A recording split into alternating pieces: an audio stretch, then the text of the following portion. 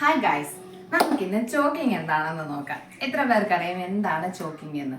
Choking എന്ന് പറഞ്ഞാൽ വേറൊന്നുമല്ല, നമ്മൾ കഴിക്കുന്ന ഒരു ആഹാര പദാർത്ഥമോ അല്ലെങ്കിൽ കൊച്ചു കുഞ്ഞുങ്ങളാണെങ്കിൽ അവർ കളിക്കുന്ന സാധനങ്ങളോ എന്തെങ്കിലുമൊക്കെ എടുത്ത് വിഴുങ്ങി തൊണ്ടയിൽ ചെന്ന് കുരുങ്ങുമല്ലോ. അങ്ങനെ വന്ന് അവർക്ക് ശ്വാസം വിടാൻ പറ്റുന്നില്ല, സംസാരിക്കാൻ പറ്റുന്നില്ല, അങ്ങനെയൊക്കെ വരുന്ന അവസ്ഥയ്ക്ക് പറയുന്ന പേരാണ് ചോക്കിങ്. ഓക്കെ, ഇനി ഇതെങ്ങനെയാണെന്ന് നമുക്ക് നോക്കാം. ഇത് 3 തരത്തിലുണ്ട്. Okay, first mild, moderate, Xavier. Mild എന്ന് പറഞ്ഞു കഴിഞ്ഞാൽ എല്ലാവർക്കും അത് തൊണ്ടയിൽ ചെന്ന് കുരുങ്ങിയ ശേഷം ചെറുതായിട്ടൊന്ന് സംസാരിക്കാൻ പറ്റും, ചെറുതായിട്ട് ചുമയ്ക്കാൻ പറ്റും, ചെറിയ ശ്വാസം എടുക്കാനും പറ്റും. ആ അവസ്ഥയ്ക്കാണ് മൈൽഡ് എന്ന് പറയുന്നത്.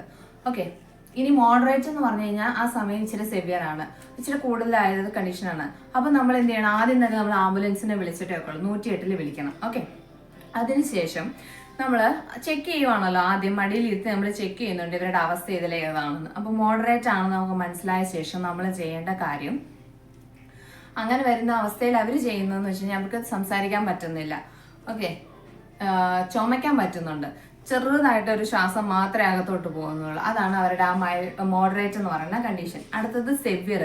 സെവിയർ കണ്ടീഷൻ എന്ന് പറഞ്ഞാൽ വളരെ സീരിയസ് ആണ്. അവർക്ക് 2 കൈ അവരിങ്ങനെ കഴുത്തിൽ ഇങ്ങനെ പിടിച്ചിട്ടുണ്ടാകും. കാരണം അവർക്ക് ഒട്ടും സംസാരിക്കാൻ പറ്റുന്നില്ല, ശ്വാസം എടുക്കാൻ പറ്റുന്നില്ല, ചുമയ്ക്കാൻ പറ്റുന്നില്ല, എന്താ ചെയ്യേണ്ടതെന്ന് അറിയാൻ പറ്റില്ല, പുറത്തോട്ടും ഇല്ല അകത്തോട്ടും ഇല്ലാത്തൊരവസ്ഥ. ആ അവസ്ഥയ്ക്കാണ് സെവിയർ എന്ന് പറയുന്നത്. അപ്പൊ നമുക്ക് ഇനി ഇതിനെ എങ്ങനെ തരണം ചെയ്യാമെന്ന് നോക്കാം. ഓക്കെ, നമ്മളപ്പോൾ ഇപ്പോൾ ചെക്ക് ചെയ്യാൻ പോകുന്നത് ഇൻഫാൻസിനെ കുറിച്ചാണ്. ഞാൻ പറഞ്ഞത് 6 മാസം തൊട്ട് 1 വയസ്സ് വരെയുള്ള കുഞ്ഞുങ്ങളെ ഇൻഫാൻസ് എന്ന് വിളിക്കാമെന്ന് നമുക്ക് തൽക്കാലം. ഓക്കെ, അപ്പോൾ അവർക്ക് എങ്ങനെ ചെക്ക് ചെയ്യാമെന്നാണ് ഇപ്പോൾ നമ്മൾ നോക്കാൻ പോകുന്നത്. കുഞ്ഞിനെ നമ്മൾ ആദ്യം എടുത്ത് മടിയിലെടുത്ത് കുഞ്ഞിൻ്റെ തൊണ്ടയിൽ ഇത് കുരുങ്ങിയിട്ടുണ്ടെന്ന് നമ്മൾ ഇമാജിൻ ചെയ്യണം.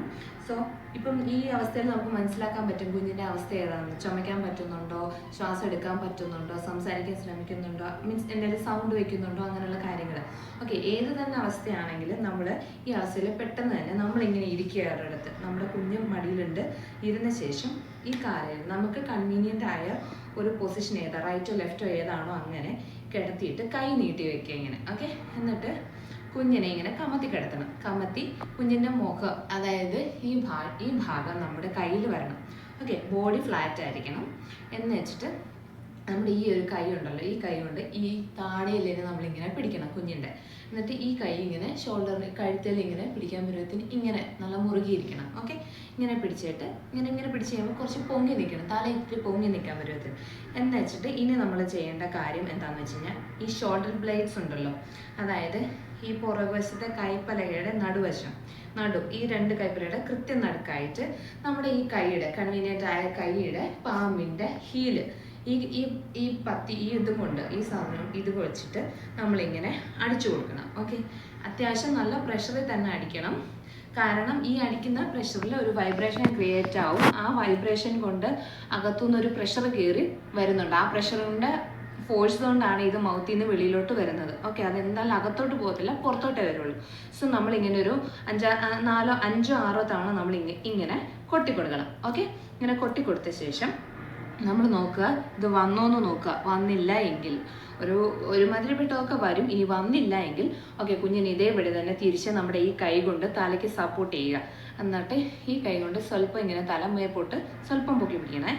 എന്ന് വെച്ചിട്ട് ഈ നിപ്പിൾ ലൈൻസ് ഉണ്ടല്ലോ, അതിൻ്റെ നടുക്ക്, അതായത് നമ്മുടെ സ്വർണം, ഈ നിപ്പിൾ ലൈൻസിൻ്റെ നടുവശത്തായിട്ട് നമ്മളിങ്ങനെ ഈ 2 ഫിംഗർ കൊണ്ട് നമ്മളിങ്ങനെ ഇങ്ങനെ കിടത്തിയിട്ട് ഇങ്ങനെ തന്നെ മടിയിൽ കിടത്തി വെച്ചിട്ട് നമ്മളിങ്ങനെ തന്നെ ഇവിടെ പ്രസ് ചെയ്ത് കൊടുക്കണം. നല്ല ഹാഷായിട്ട്, നല്ല ശക്തിയായിട്ട് ഇങ്ങനെ പ്രസ് ചെയ്ത് കൊടുക്കണം. ഓക്കെ, ആ ഒരു പ്രഷർ കൊണ്ട് ഇതിങ്ങനെ കയറി വരും.